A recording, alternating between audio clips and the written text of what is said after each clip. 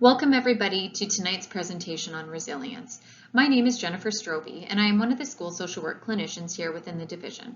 Tonight you will be listening to Dr. Brenly Cantor, who is one of our school psychologists, as well as Dana Bartley and Haley Plush, both who are also school social work clinicians here within the division.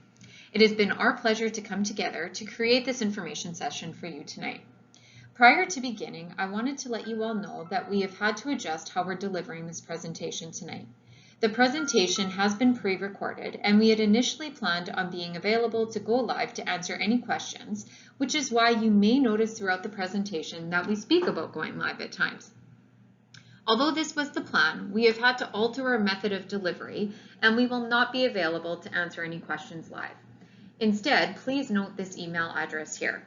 If there are any questions that you have, or if you would like any other information regarding tonight's topic, please feel free to send an email to this address. We will be reviewing the emails that we receive and ensure that one of us gets back to you in a timely manner. Thank you all for joining us tonight, and I hope you enjoy tonight's information session. Hello and welcome. We're so glad that you're with us this evening. It's been a really difficult year and a bit as we navigate through the COVID-19 pandemic as individuals, families, communities, and really members of the worldwide human race. There have been numerous additional stressors for most families and individuals, and the structure and routine that we're so used to has in many cases been ripped away. All the things that we took for granted are no longer givens. We've had huge changes in the way that we go about everyday life, and they're the types of changes that none of us could have anticipated or planned for.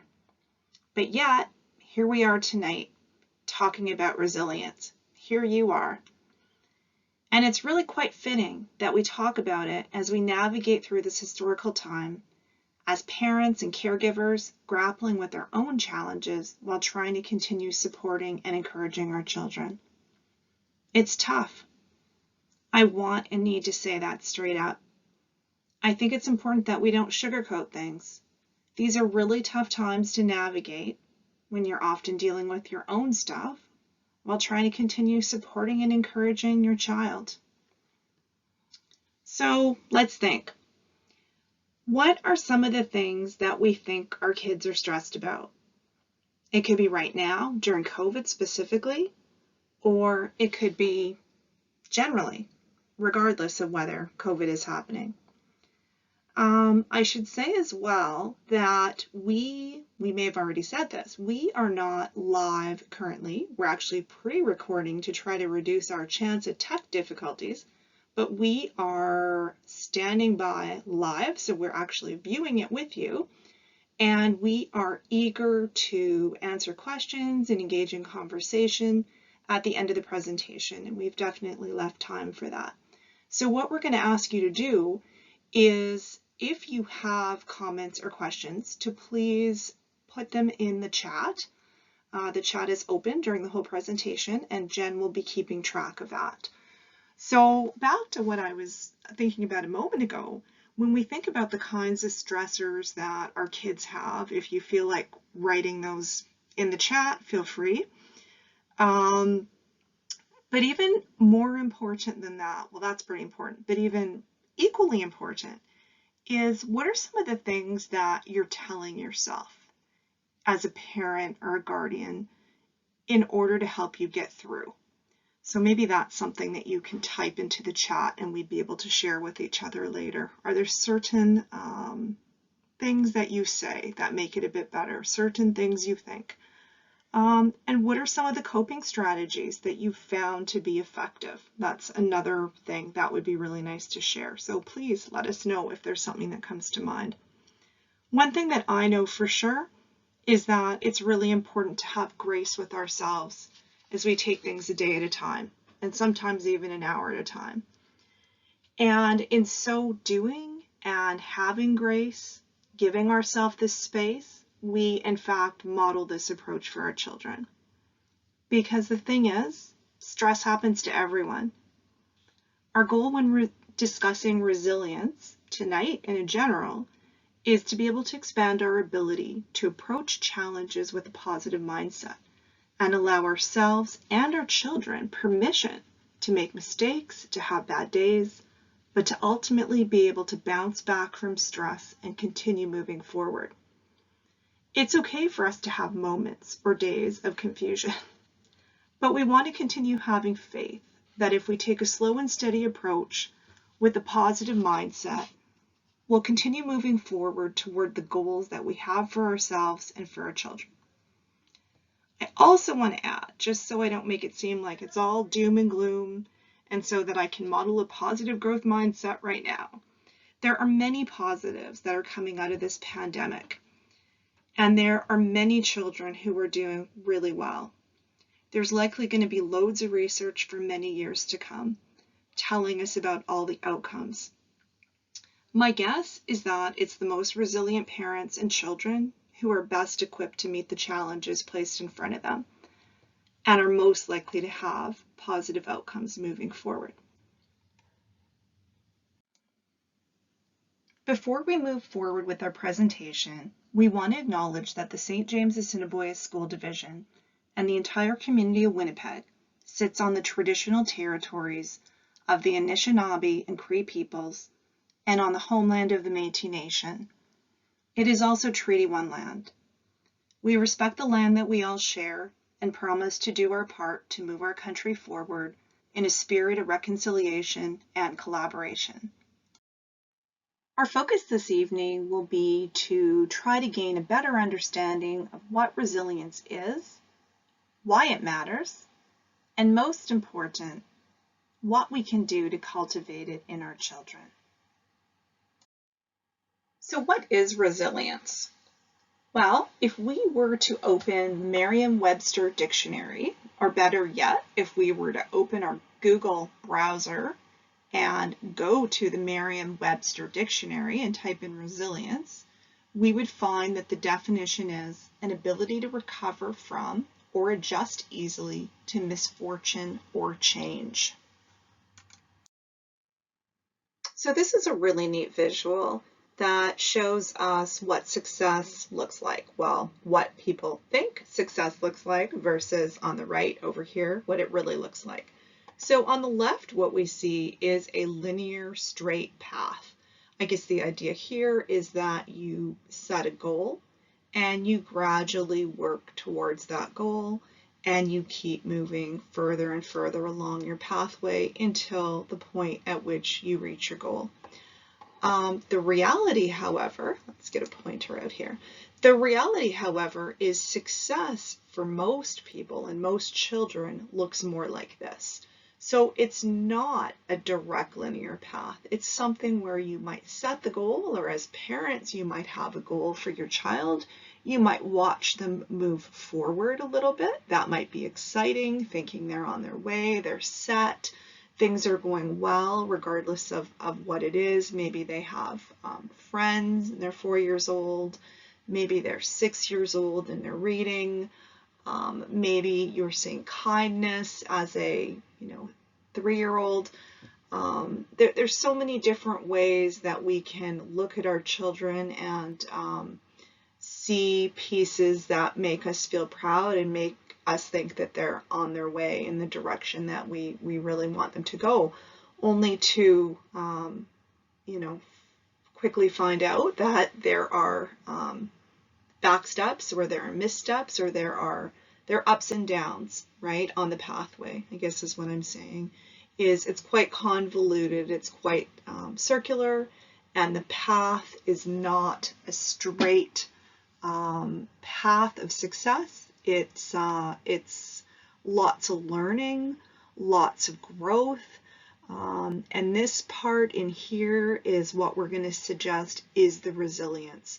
Resilience is like a muscle, and the more you recover from setbacks, the more you're able to see that you can move forward from setbacks, the more you're able to pick yourself up and keep moving along and having the confidence that you are going to make it towards the goal, the more that muscle of resilience is getting used and flexed and allowing you to get to that end point.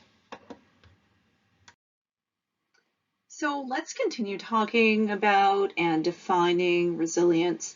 Here are some, let's grab this pointer again. Here are some statements or comments about resilience.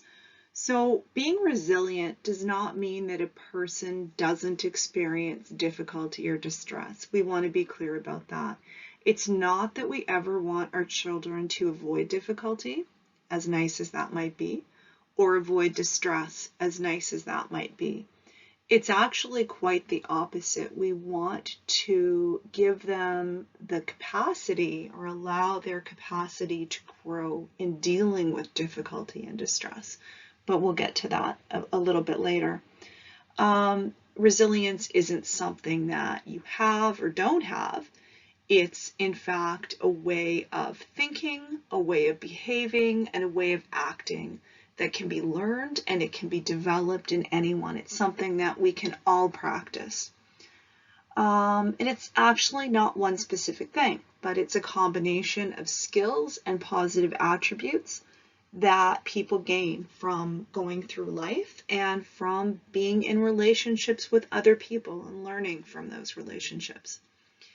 And the idea is that resilience and the attribute of resilience, having resilience, allows our children to better solve problems, to cope with challenges more confidently, and to be able to bounce back from disappointments more quickly and more ably, more confidently, knowing that the future is okay and they can take things on confidently. So growth mindset is a concept that we actually talk about within our school division. So it may or may not be something that you've seen to this point, or it might be something that you keep your eyes and ears open for going forward, and maybe you'll recognize it in some of the materials that might come home at some point with your child, or you might hear your child using the terminology, better yet, in the way that they approach things and think about things. So if we go through this diagram that we have in front of us, the idea of growth mindset is that success comes from believing that you're able. So on this side are the ways that we don't want to get stuck, right? So instead of thinking, I can't do it, we want our children to be thinking, I'm still learning. I'll keep trying. Rather than, I'm not good at this, we want to turn that into, what can I learn to get better at this? Rather than, it's good enough as they complete an assignment or do a thing. We're better to hear them ask themselves, is this the best I can do? Or for them to question that for themselves. It's too hard. The better option, with more practice, it will get easier. If we hear our child saying, I'm afraid of making a mistake, we want them to internalize the idea mistakes are how I learn and how I get better.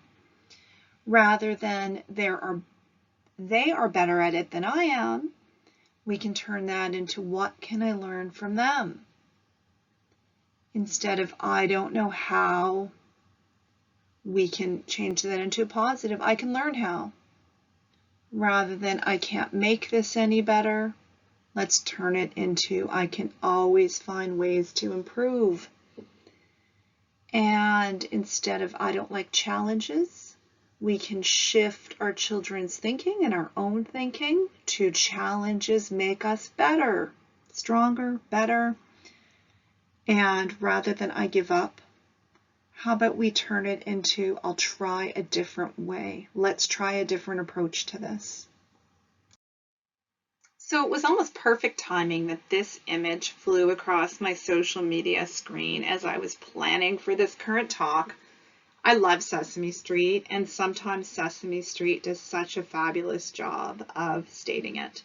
And what they're stating here is growth mindset. You only fail when you stop trying. Keep trying until you get it right, right? Talk about a positive. And once again, another example of how Sesame Street really gets it. this time demonstrating the concept of resilience. So bad days happen to everyone, but when one happens to you, just keep doing your best and never let a bad day make you feel bad about yourself. So again, the concept of resilience, the concept of growth mindset. So I want to continue talking about growth mindset for a little bit longer because it is such an important concept. And what this slide is doing is it's contrasting growth mindset, which is what we want ourselves and our children to have. That's that resiliency muscle. That's where we want them to be, versus the fixed mindset. So let's go through this here. The growth mindset is I can learn anything I want to, whereas the fixed is the idea I'm either good at it or I'm not. So math is something, for example, that comes to mind. Traditionally, there were a lot of females, for example, who would say, I'm not good at math. But it's way better to have a growth mindset and to have the confidence that we can learn anything that we want to. We put the time and the energy in, and we keep taking small steps towards the goal rather than an all or none idea.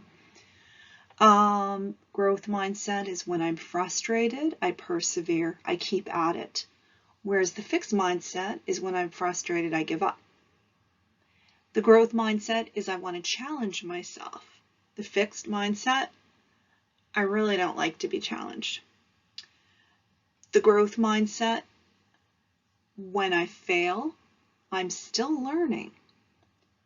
Whereas the fixed mindset is feeling like you're no good when you fail.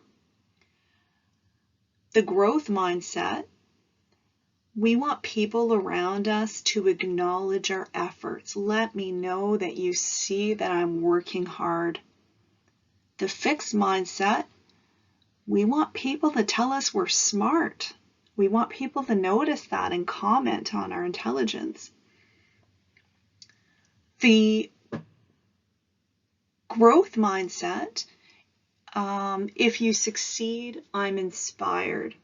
So that would be looking at someone else, seeing their success and feeling inspired. That's amazing you can do back handspring. Or that's amazing you could do grade 5 level math in grade 3. However, when you hold a fixed mindset and you see other people who are quite successful, that's threatening. In a growth mindset, it's all about effort and attitude. Your effort and your attitude determine everything. Whereas in a fixed mindset, it's all ability based. It's really, can I do this or not? So very different, growth versus fixed. And we really want our children, sorry, I'm going the wrong direction, to move towards this area here. Okay, so I promise this is my last slide on growth mindset versus fixed mindset, but I really like this slide, so I wanted to include it. I don't know if it's, I don't think it's just the colors and the drawings. I really like the content. So the idea here, just to summarize what we've been talking about in the last couple slides, growth mindset is the idea that children with growth mindset embrace challenges, they persevere in the face of failures. Their talents and abilities can be better developed because it's not a yes or no, it's more of a continuum of continuing efforts. They focus on the process, so getting there, not on the outcome. Did I make it or did I not? They find inspiration as they find others around them who achieve success. They engage deeply and process errors with the desire to correct. So really thinking about what the error is and why did I make it and what happened here? How do I do this differently so it doesn't happen again or so I can improve? Accepting criticism as a way of learning. Embracing novelty with a desire to master new skills. And looking for people around them who challenge them to grow. And the idea is if you have a growth mindset, you're going to be a better collaborator and a better innovator. So when we go over to the fixed mindset side over here, we see that people and children with fixed mindsets tend to avoid challenges. They tend to give up easily. They tend to believe that their talents and abilities are fixed. So they're either good or bad at gymnastics, good or bad at reading, kind or mean, etc. They focus on the outcome, so it's not so much about the process and how much work they may have put into a project and how much they may have learned along the way, but it's about the fact that maybe they only got a B on that project. They feel threatened by the success of others around them. They run from errors or mistakes, and rather than engaging with their mistakes and thinking about their mistakes, because their whole focus is on wanting to look smart, wanting to look intelligent. They tend to ignore negative feedback, even though it may be useful for them. They tend to avoid new experiences if they can't be guaranteed success. So fear of failure is a big thing. If they have a concern that they're going to fail, they're less likely to take on the challenge. They look for people who can reinforce their self-esteem. So people with a fixed mindset really look for reassurance, need the reassurance, want it. They want to know that they're smart and that they're caring and that they're all these things, and they need other people to say those things because they're not as good at believing those process things themselves. And in these kind of situations, you can end up with a situation where a child may cheat in order to succeed because they feel like the grade they get, let's say, is the most important thing. And deception, or what we sometimes refer to as lying, right? So there's a greater tendency to lie about what you're able to do, like to brag about things you might not really be able to do, or to brag about grades that you maybe received if you feel like the end point is more important than the process. Okay, so we've been talking about growth mindset for the past couple slides. Let's take it back to resilience. So growth mindset is a piece of resilience, right? Resilient children, adults, people tend to have a growth mindset. So if we think about resilience more broadly, and we think about children who demonstrate resilience, here are some of the things that we tend to think of contributing to or being part of resilience. So maybe we'll go in a clockwise fashion because there's lots on this slide. So self-esteem, right? Feeling good about yourself is a part of being resilient. Being able to learn from your mistakes. Being able to understand and accept your own strengths and weaknesses. So understanding you're not great at everything, and that's okay. And understanding that there's some things that you are particularly good at. Self-control. So the idea of emotional self-control, being able to control one's emotions, right? As well as behavioral, right? Self-control. Coping strategies. So people who are resilient tend to have coping strategies. So here's a couple examples, or one example is the idea that when you're stressed, children who are stressed have a strategy or two at hand if they're more resilient. So knowing they can talk about it or write about it or go for a walk or play a video game, do a craft. I know some adults who go for a nap or go for a bath or go for a run. So having something in your toolkit, right? A willingness to overcome difficulties rather than avoid problems. So we're not trying to pretend that everything's great and avoiding things. We're trying to work through things and have the confidence to work through things. Optimistic thinking patterns. So when we talk about the glass being half full versus half empty, which might be something that we talk about a little bit later, resilient people are glass half full kind of people. Social skills. So resilient people have social skills. They are able to reach out to other people and ask for assistance when it's needed. They tend to be pretty good at problem solving and working through things. They tend to be quite connected to their school and to their community. So that might be their faith community, that might be their neighborhood community.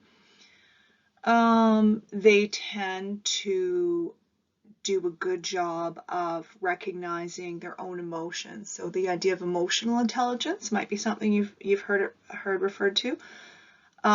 They can recognize kind of how they're feeling, how they're doing, and they tend to be able to recognize that in other people around them. And goal setting. When they make goals, they tend to be realistic and achievable. And they're able to go at them in a step-by-step sequence rather than an all or none, that if they don't make the goal, they consider themselves a failure. This is a much healthier way of looking at things and a much more realistic way of looking at things. And all these things obviously also contribute to this first point, which is self-esteem. So in talking about resilience so far, we've talked a lot about growth mindset in particular as being one of the models that we have and use within our schools in St. James-Assiniboia School Division. Before we move on to practical strategies, it's also important to acknowledge and mention that a second model that we spend a lot of time talking about within our school division and within Manitoba schools is referred to as the circle of courage. So this model or this philosophy actually comes from a book entitled Reclaiming Youth at Risk, and it was co-authored by Larry Brentro, Martin Brokenleg, and Steve Van Bakker. And the idea of this model is that Native American philosophies of child rearing are taken into account as we try to understand what children need and how children can be most resilient. And there's 4 universal growth needs that have been identified for all children. And these are, starting here in the East, belonging. Sorry, you can't see my pointer. Here we go. So this is the spirit of belonging, the spirit of mastery, the spirit of independence, and the spirit of generosity. So looking at them a little bit more closely, when we talk about the spirit of belonging, we're talking about the idea of connection to community. We're talking about who are your people, who is your tribe, or who is your community, or who are your neighbors.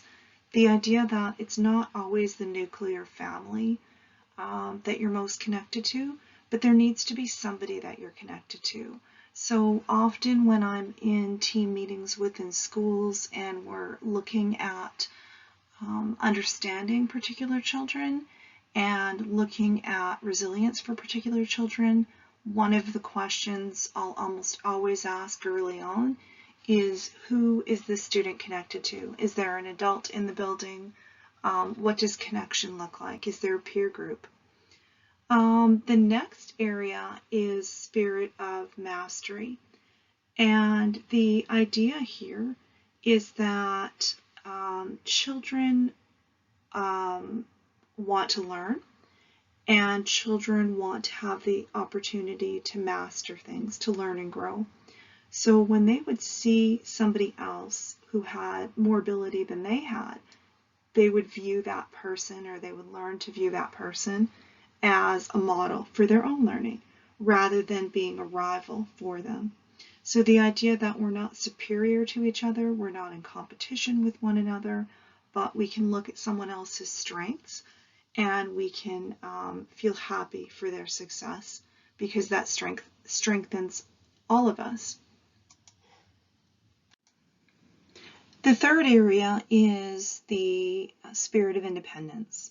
And so the idea here is that we want to respect children's right for independence. So rather than the idea that we're demanding obedience, in Indigenous teaching, and again, this is, maybe I didn't mention this, but this is a more holistic approach to looking at resilience. And the idea is that we want to build respect and we want to teach inner discipline. So children from a very young age were taught to make decisions on their own, to solve problems, and to show personal responsibility. So the adults around them would nurture them and they would teach them values.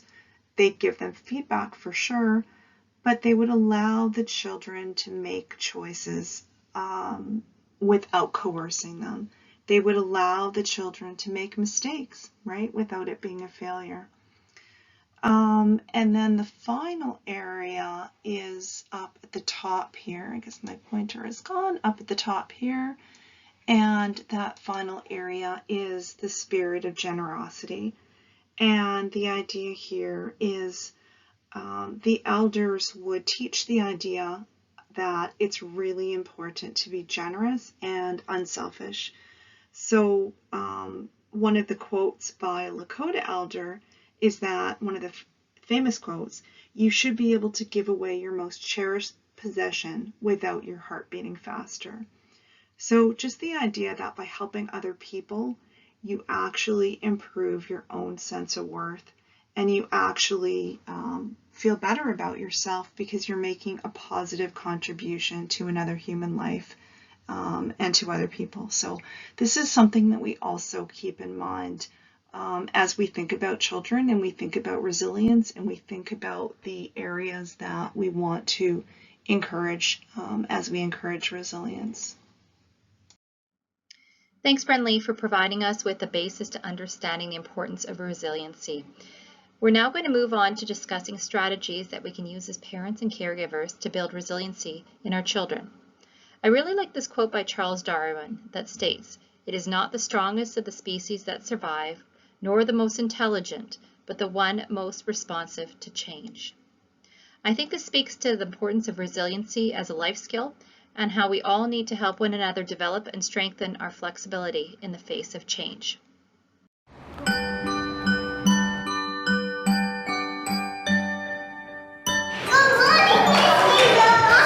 Morning, everyone!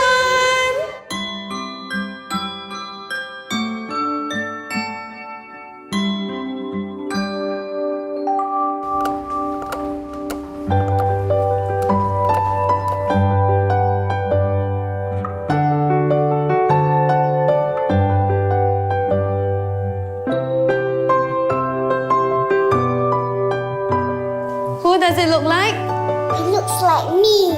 That's right. I want you to do everything that you can to knock your toy down.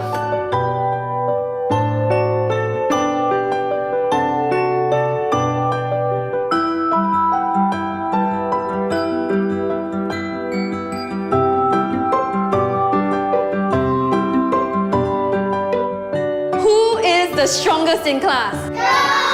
Jeron, come on up, please. I'm going to give Jeron a prop, and he's going to try to knock it off the table. Ready, Jeron?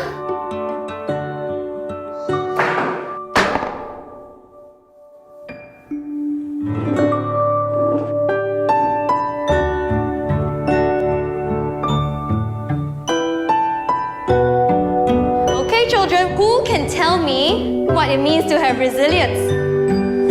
Yes, Paige? Resilience means if you make the toy fall down, it'll come back up very, very fast. Very nice.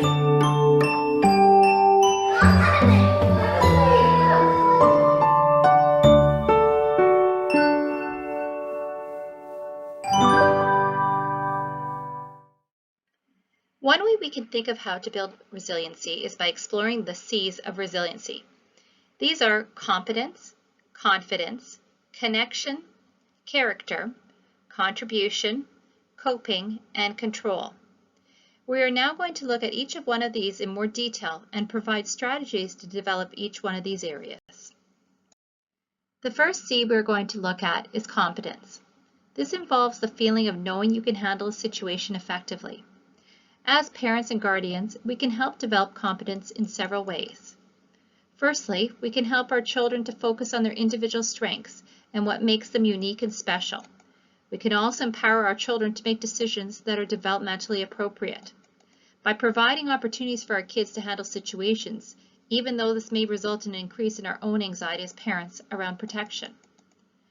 Recognizing that our children are individuals, and as such, we should avoid comparing them as siblings. Lastly, we can focus mistakes on specific incidents versus making generalized statements regarding mistakes.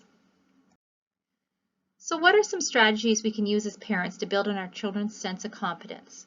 Well, firstly, we can nurture the idea that they can do hard things. We can acknowledge their strengths, be attuned to the brave things they do, notice and identify the effort they put into a difficult task, and encourage them to make their own decisions, even if we may choose a different one. Statements such as, "Wow, I really like how you're putting your best effort into that hard task," or "Keep going, you got this," reflect that when we face with difficult situations, it's not about the outcome, but more about the process of facing the difficult situation. Confidence involves a child's belief in his own abilities. Confidence can be built by focusing on each child's unique strengths, recognizing when your child does well, praising honestly and specifically about achievements, and not pushing a child to take on more than they can handle or that is not developmentally appropriate. Building confidence also involves allowing your child to face their fears with support. Kids can sometimes feel that there are only two choices when facing something fearful: face it or avoid it. But there is a third choice, in that we can face our fears in a gradual way by using small steps that get increasingly more difficult.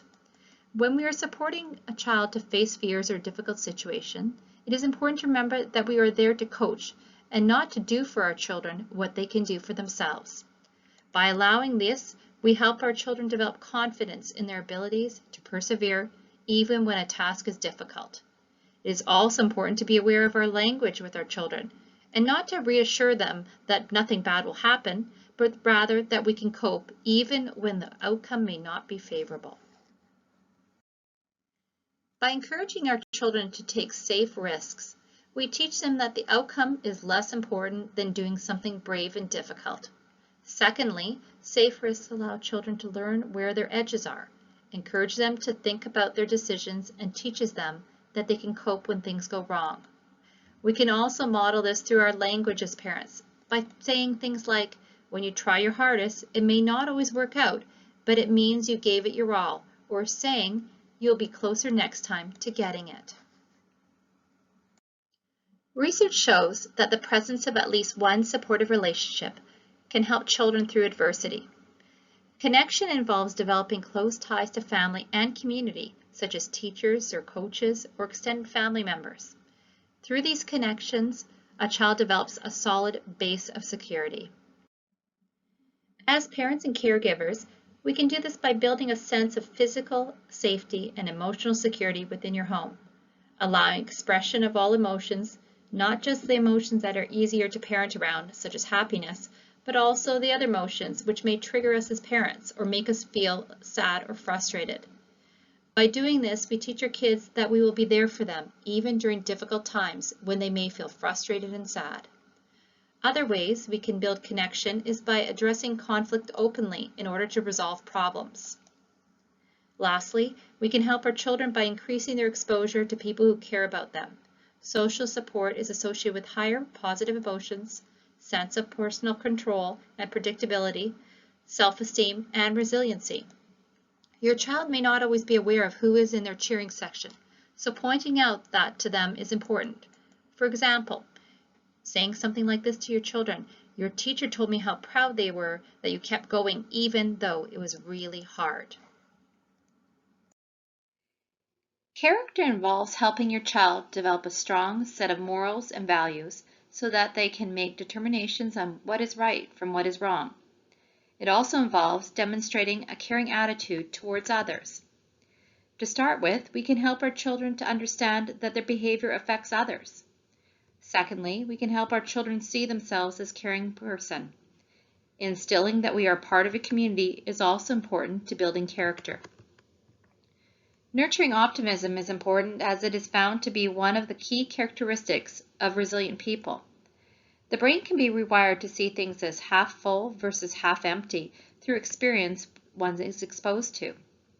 If your child tends to look at a situation as half empty, show them that there is another view by first acknowledging their view of the world and then introducing them to another way to view it. For example, I can hear you are disappointed it is raining, but we can make the most of it and find something that we can do that we wouldn't have an opportunity to do if it was sunny. Lastly, we can nurture a growth mindset.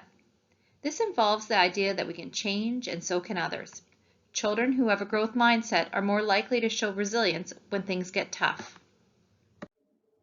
Here are some ways to encourage your child to adopt a growth mindset. First, we want to help our children to understand that all people have the capacity and potential to change. Another way we can help our children is to teach them about what a growth mindset is.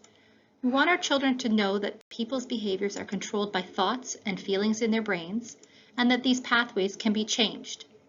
Another idea is to use the word yet. For example, whether they're talking about a new interest, their homework, or tying a shoelace, saying something like, "You can't do it yet."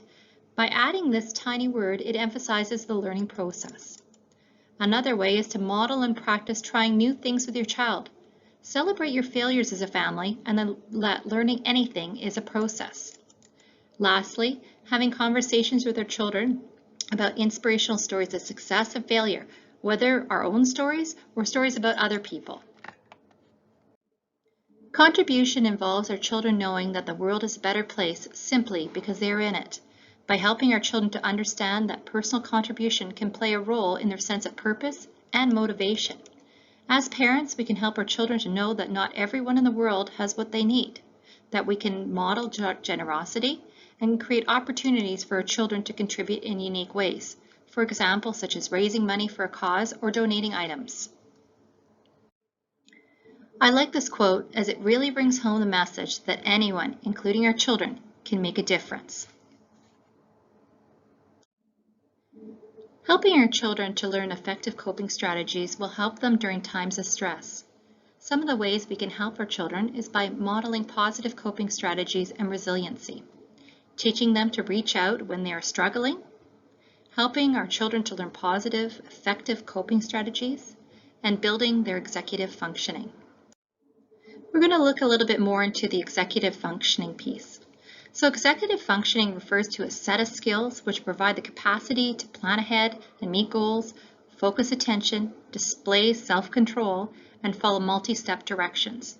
Children are not born with these skills, but rather have the potential to develop them. Some children may require more support to develop these skills.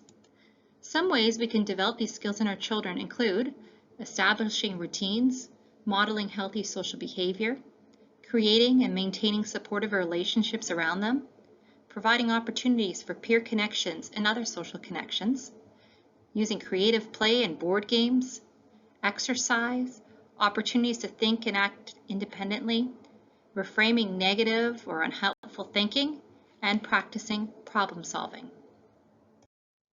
I'd like to spend a little bit more time talking about reframing negative or unhelpful thinking.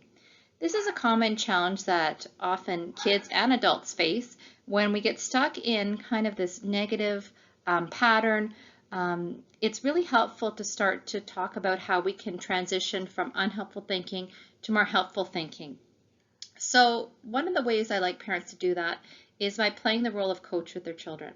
So instead of denying worries or problem solving for our kids, I'd rather parents kind of play the role of challenging their kids to turn that unhelpful thinking into more helpful thinking. And one of the really kind of neat ways that we can do that is by using questions. So for example, by asking questions to our children when they're faced with some of this unhelpful thinking, such as, what is the evidence that this thought is true? What is the evidence that this is not true? Have I confused a thought with a fact? What would I tell a friend if he or she had the same thought? What would a friend say about my thought? Am I 100% sure that blank will happen? How many times has blank happened before? What is the worst that could happen? So, and so on, you can see from the rest of the questions there. By doing this, we're helping our children to really build that executive functioning and to be able to kind of solve problems on their own, so that when we're not around and they're faced with some unhelpful thinking, they're able to challenge it and turn it into something more helpful, which is going to decrease some of those negative feelings such as anxiety or sadness or frustration, and also help them to approach rather than avoid difficult situations. So here's some examples of what our unhelpful thoughts might look like if they were reframed into more helpful thoughts. So for example, I can't believe I missed that goal. I always mess everything up. My team lost because of me. If we challenge those with some of those questions we have, we might come up with something more helpful, such as, I'm disappointed that I missed that goal, but I tried really hard and can't wait until our team gets to play again. Another unhelpful thought, what if no one wants to hang out with me during recess? And again, if we challenge that with some of those questions, we can come up with something more helpful, possibly, such as, I am a good friend and can invite someone to hang out with me during recess. The next one, I'm so nervous, I can't stand it. How can I get out of doing this?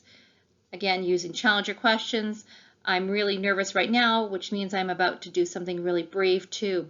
So as you can see from these examples, by simply challenging unhelpful thoughts, we can turn them into something more helpful, which will help our child to feel better in terms of their feelings and increase the likelihood that they are going to approach versus avoid a situation. The last C of resiliency is control. For children to bounce back, it's important that they realize that they have this ability. It is also important that kids understand that life events mostly involve one's actions and choices. In understanding this, kids can learn that they can control some of what happens in their life. Secondly, as parents, it is important that we use discipline as a teaching strategy and not in ways that punish our kids for making mistakes, but rather that actions produce certain outcomes. Strategies previously discussed can reinforce these ideas and strengthen our children's ability to face obstacles. I now want to watch a little bit of a short video around Michael Jordan and how he faced obstacles through his life and his perspective. I've missed more than 9,000 shots in my career. I've lost almost 300 games. 26 times I've been trusted to take the game-winning shot and missed. I've failed over and over and over again in my life. And that is why I succeed. I would like to end this presentation on this quote, that resilience is our ability to recover from challenges. Stress says, I can't handle this. I don't know what to do. Resilience says, we've been here before. We can get through this. I think that is a really nice message that we can all give to our children. At this point, we're going to come live and we're going to answer some of the questions that have been brought up in our chat and have a little bit more of a conversation around this topic of resilience. We've attached these references and resources here for your review. If you have any questions about these resources or references, or if you would like more information on this topic, please feel free to reach out to us on the email address that we provided at the beginning of this presentation, and I'm also going to attach it now to the end of the presentation. Again, any questions or if you'd like any more information, please reach out to us. As I mentioned at the beginning of the presentation, our plan was to present and be available live to answer questions. There was a change in the original plan, and this entire presentation has been pre-recorded. Given this, we are not available to answer questions live. However, if there are any questions or if you would like to speak to any of the presenters tonight, please send an email to this address here. We will be checking this and responding to any messages that we receive within a timely manner. Thanks for everyone's understanding. It has been our pleasure to present to you tonight. Stay well, everybody.